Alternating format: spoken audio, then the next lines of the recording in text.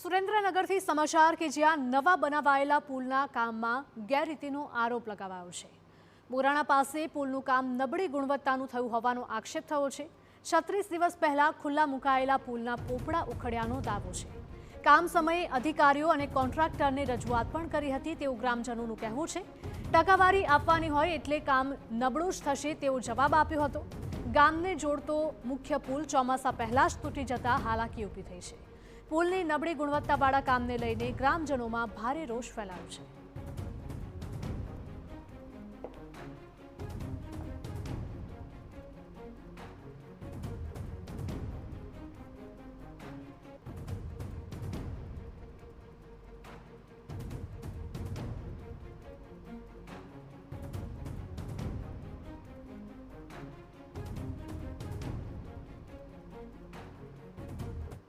ત્યારે આ નાળું અમને સાવ જર્જરિત હાલતમાં અને તૂટી ગયેલ હાલતમાં જોવા મળે છે।